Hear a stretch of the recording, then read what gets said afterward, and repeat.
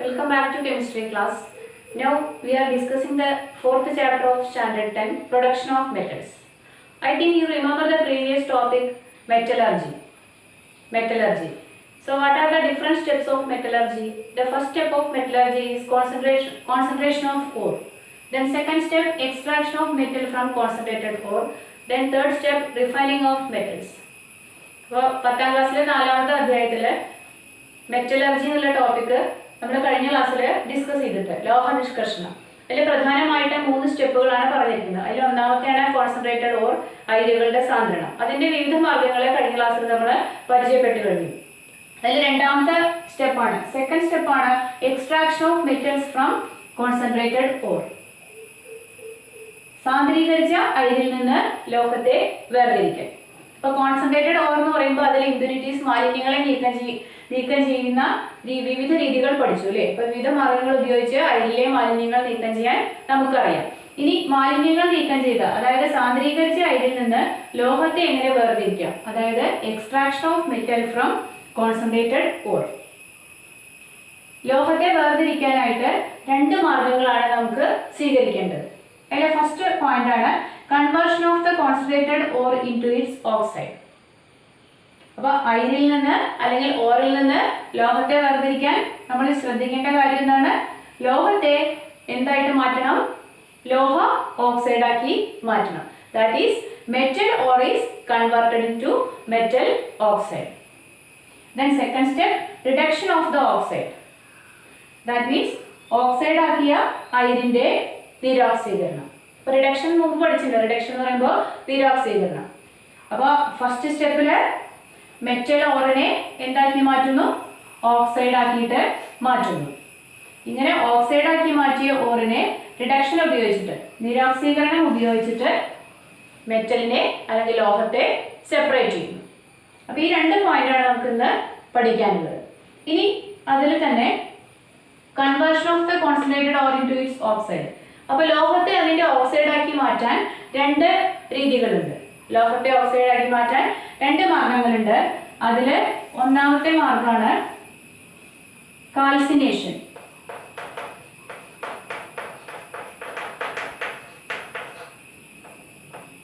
ഒന്നാമത്തെ മാർഗ്ഗം കാൽസിനേഷൻ.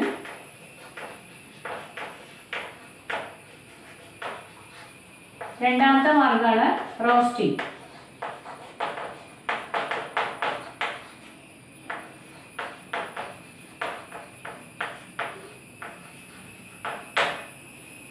ഇപ്പോൾ കാൽസിനേഷൻ അതുപോലെ റോസ്റ്റിംഗ് എന്നുള്ള 2 മെത്തേഡ് ഉപയോഗിച്ചിട്ടാണ് ലോഹത്തെ അതിൻ്റെ ഓക്സൈഡാക്കി മാറ്റുന്നത്.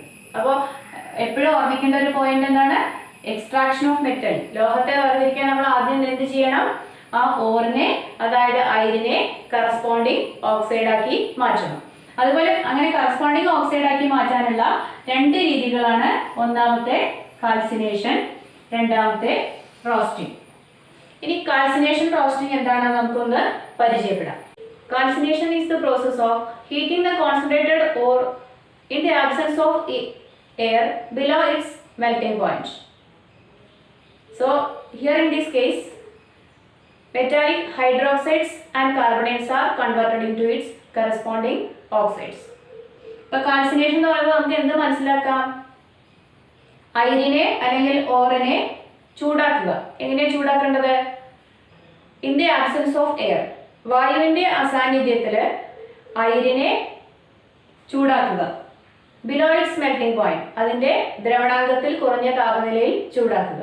അതായത് അയിരിനെ അതിൻ്റെ ദ്രവണാങ്കത്തിൽ കുറഞ്ഞ താപനിലയിൽ വായുവിൻ്റെ അസാന്നിധ്യത്തിൽ ചൂടാക്കുന്ന പ്രവർത്തനമാണ് കാൽസിനേഷൻ. കാൽസിനേഷൻ മുഖേന ഓക്സൈഡുകളായി മാറുന്നത് ഏതൊക്കെ പദാർത്ഥങ്ങളാണെന്ന് ശ്രദ്ധിക്കണം. ലോഹ കാർബണേറ്റുകൾ. കാർബണേറ്റ് എന്ന് പറയുമ്പോൾ നമുക്ക് ഏതെഴുതാം? സിങ്ക് കാർബണേറ്റ്, അതുപോലെ കാൽസ്യം കാർബണേറ്റ്. ഇതുപോലെ ലോഹ കാർബണേറ്റുകൾ, അതുപോലെ ഹൈഡ്രോക്സൈഡുകളും ലോഹ കാർബണേറ്റുകളുമാണ് കാൽസിനേഷൻ വഴി ഓക്സൈഡായി മാറുന്നത്.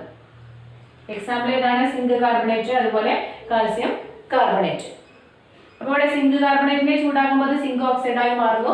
അതുപോലെ കാൽസ്യം കാർബണേറ്റിനെ ചൂടാക്കുമ്പോൾ കാൽസ്യം ഓക്സൈഡായി മാറുന്നു. അതായത് മെറ്റാലിക് ഓക്സൈഡ്സ്, ലോഹ ഓക്സൈഡുകളായി മാറുന്നു. അപ്പോൾ കാൽസിനേഷൻ എന്താണെന്ന് വ്യക്തമായി എന്ന് വിചാരിക്കുന്നു. എന്താണെന്നും കൂടെ പറയാൻ ശ്രദ്ധിക്കുക. Heating the concentrated ore below its melting point in the absence of air. സാന്ദ്രീകരിച്ച അയിരിനെ അതിന്റെ ദ്രവണാങ്കത്തിൽ താഴ്ന്ന താപനിലയിൽ വായുവിന്റെ അസാന്നിധ്യത്തിൽ ചൂടാക്കുന്ന പ്രവർത്തനമാണ് കാൽസിനേഷൻ. കാൽസിനേഷൻ വഴി ഓക്സൈഡുകളാക്കി മാറ്റുന്നത് കാർബണേറ്റുകളും ലോഹ കാർബണേറ്റുകളും അതുപോലെ ഹൈഡ്രോക്സൈഡുകളുമാണ്. ഇനി അതുപോലെ തന്നെ റോസ്റ്റിംഗ് എന്താണെന്ന് നോക്കാം. So roasting is the process of heating the concentrated ore in the presence of air below its melting point. So listen again. Heating the concentrated ore below its melting point in the presence of air or by the supply of air. അതായത് വായുവിന്റെ സാന്നിധ്യത്തിൽ സാന്ദ്രീകരിച്ച അയിരിനെ അതിന്റെ ദ്രവണാങ്കത്തിൽ കുറഞ്ഞ താപനിലയിൽ ചൂടാക്കുന്ന പ്രവർത്തനമാണ് roasting. അപ്പൊ അങ്ങനെ വായുവിന്റെ സാന്നിധ്യത്തിൽ അതിന്റെ ദ്രവണാങ്കത്തിൽ കുറഞ്ഞ താപനിലയിൽ അയിരിനെ ചൂടാക്കുന്ന പ്രവർത്തനമാണ് റോസ്റ്റിംഗ്. അപ്പൊ അങ്ങനെ ചൂടാക്കുമ്പോൾ അതിലുള്ള മോയ്സ്ചർ, ഈർപ്പമൊക്കെ എന്തായിട്ട് മാറും? നീരാവിയായിട്ട് അല്ലെങ്കിൽ ബാഷ്പമായിട്ട് ഇവാപറേറ്റ് ചെയ്ത് പുറത്തു പോകും. സാധാരണയായിട്ട് റോസ്റ്റിംഗ് മുഖേന ഓക്സൈഡാക്കി മാറ്റുന്നത് സൾഫൈഡ് ഓറുകളാണ്. സൾഫൈഡ് അടങ്ങിയിട്ടുള്ള അയിരുകളാണ് റോസ്റ്റിംഗ് മുഖേന ഓക്സൈഡാക്കി മാറ്റുന്നത്. ഇത് നമുക്ക് റോസ്റ്റിംഗ് കാൽസിനേഷന്റെ ഒരു എക്സ്പ്ലനേഷൻ കാണിക്കുന്ന ഒരു വീഡിയോ കാണാം. തന്നിരിക്കുന്ന ചിത്രീകരണം എല്ലാവരും ശ്രദ്ധിക്കുമല്ലോ. Zinc sulphide plus 3O2 gives zinc oxide plus 2SO2. ഈ പ്രവർത്തനം റോസ്റ്റിങ്ങിന് ഉദാഹരണമാണ്. അതായത് സൾഫൈഡ് അയിരുകൾ ഓക്സിജനുമായി പ്രവർത്തിച്ച് അവയുടെ ഓക്സൈഡുകളായി മാറുന്നു. അപ്പോൾ സിങ്ക് സൾഫൈഡ് ഓക്സിജനുമായി പ്രവർത്തിച്ച് സിങ്ക് ഓക്സൈഡായി മാറുന്നു. അതായത് ലോഹ ഓക്സൈഡ് മെറ്റാലിക് ഓക്സൈഡായി മാറുന്നു. ഈ പ്രവർത്തനമാണ് റോസ്റ്റിംഗ്. ഇനി രണ്ടാമത്തെ സിങ്ക് കാർബണേറ്റിനെ ഹീറ്റ് ചെയ്യുന്നു, ചൂടാക്കുന്നു. സിങ്ക് കാർബണേറ്റും കറസ്പോണ്ടിങ് ഓക്സൈഡായി മാറുന്നു, സിങ്ക് ഓക്സൈഡായി മാറുന്നു. പ്ലസ് കാർബൺ ഡൈ ഓക്സൈഡ്, പുറത്തു വരുന്ന വാതകം കാർബൺ ഡൈ ഓക്സൈഡാണ്. അപ്പോൾ രണ്ടാമത്തെ ഇക്വേഷൻ കാൽസിനേഷന് ഉദാഹരണമാണ്. കാൽസിനേഷൻ ഉദാഹരണമാണെന്ന് പറയാൻ കാരണം എന്താ? സിങ്ക് കാർബണേറ്റിനെ ഹീറ്റ് ചെയ്യാണ്, ചൂടാക്കുകയാണ്. In the absence of air, വായുവിൻ്റെ അസാന്നിധ്യത്തിൽ, അല്ലെങ്കിൽ നമുക്ക് a limited supply of air എന്ന് പറയാം. സിങ്ക് കാർബണേറ്റിൽ CO3 എന്ന് പറയുമ്പോൾ അതിലൊരു ഓക്സിജൻ ഉണ്ട് അല്ലേ. അപ്പോൾ ചൂടാക്കുമ്പോൾ പുറത്തു വരുന്ന വാതകം ഏതാണ്? കാർബണേറ്റിനെ ചൂടാക്കുമ്പോൾ കാർബൺ ഡൈ ഓക്സൈഡ് വാതകം ഉണ്ടാവുന്നു. സിങ്ക് കറസ്പോണ്ടിങ് ഓക്സൈഡായി മാറുന്നു, സിങ്ക് ഓക്സൈഡായി മാറുന്നു. അപ്പോൾ റോസ്റ്റിംഗ് എന്നുള്ള പ്രവർത്തനത്തിലൂടെയും കാൽസിനേഷൻ എന്നുള്ള പ്രവർത്തനത്തിലൂടെയും ലോഹങ്ങൾ അവയുടെ കറസ്പോണ്ടിങ് ഓക്സൈഡായി മാറുന്നു, ലോഹ ഓക്സൈഡുകളായി മാറുന്നു. അപ്പോൾ റോസ്റ്റിംഗും കാൽസിനേഷനും പ്രവർത്തനം ആശയം വ്യക്തമായി എന്ന് കരുതുന്നു.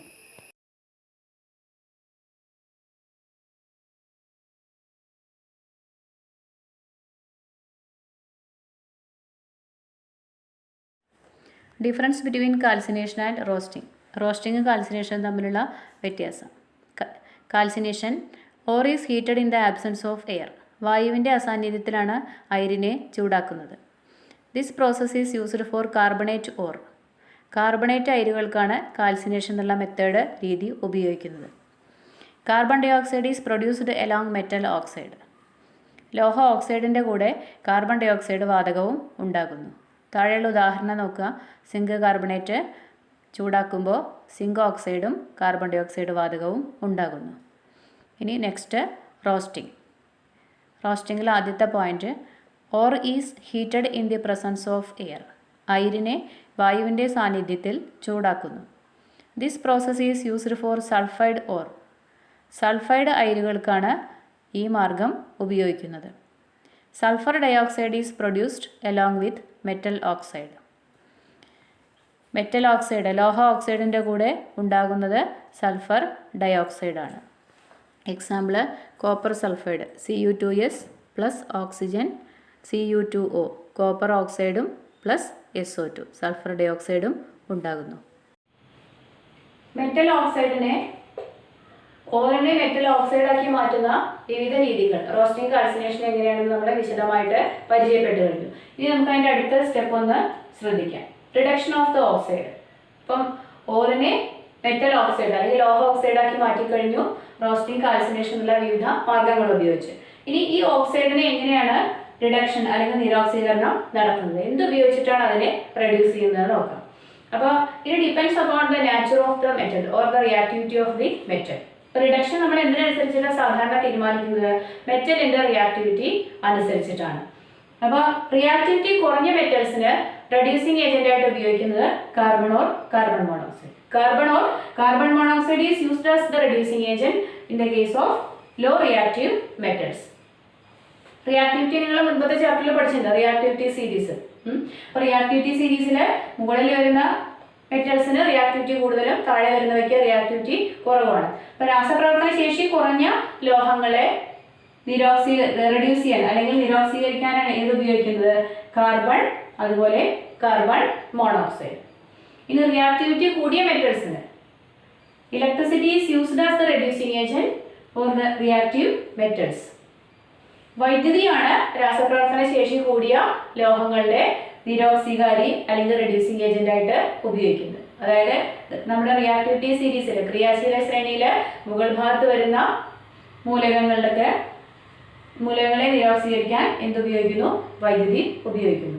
നമുക്ക് ഇനി ഇതിൻ്റെ ഒരു ചിത്രീകരണം ശ്രദ്ധിക്കാം. ചിത്രീകരണം ശ്രദ്ധിക്കുക. ചിത്രത്തിൽ റിയാക്ടിവിറ്റി സീരീസ് അനുസരിച്ച് എലമെൻസിനെ അറേഞ്ച് ചെയ്തിരിക്കുന്നു. അതായത് ക്രിയാശീല ശ്രേണിയുടെ ക്രമത്തിലെ മൂലകങ്ങളെ ക്രമീകരിച്ചിരിക്കുന്നു. ക്രിയാശീല ശ്രേണിയിലെ മുകളിൽ വരുന്ന മൂലകങ്ങളാണ് potassium, sodium, calcium, magnesium, aluminium. ഇവ ഇലക്ട്രോളിസിസ് അല്ലെങ്കിൽ വൈദ്യുത വിശ്ലേഷണം മുഖേനയാണ് സെപ്പറേറ്റ് ചെയ്യുന്നത്.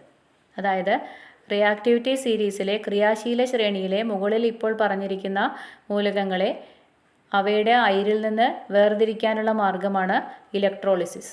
ഇലക്ട്രോളിസിസ് എന്ന് പറയുമ്പോൾ വൈദ്യുത വിശ്ലേഷണം, അതായത് വൈദ്യുതി ഉപയോഗിച്ച് രാസപ്രവർത്തന ശേഷി കൂടിയ ലോഹങ്ങളെ അവയുടെ അയിരിൽ നിന്ന് വേർതിരിക്കാൻ ശക്തിയേറിയ റെഡ്യൂസിങ് ഏജന്റ് നിരോക്സീകാരിയായ വൈദ്യുതി ഉപയോഗിക്കുന്നു.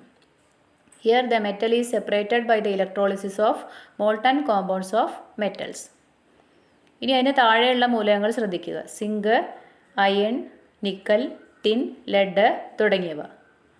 ഇവ മുകളിലത്തെ അപേക്ഷിച്ച് രാസപ്രവർത്തന ശേഷി അതായത് റിയാക്ടിവിറ്റി കുറഞ്ഞവയാണ്. അപ്പോൾ അവയെ മെറ്റൽ ഓക്സൈഡാക്കി മാറ്റാനുള്ള മാർഗ്ഗമാണ് കാർബണും കാർബൺ മോണോക്സൈഡും ഉപയോഗിച്ചുള്ള നിരോക്സീകരണം.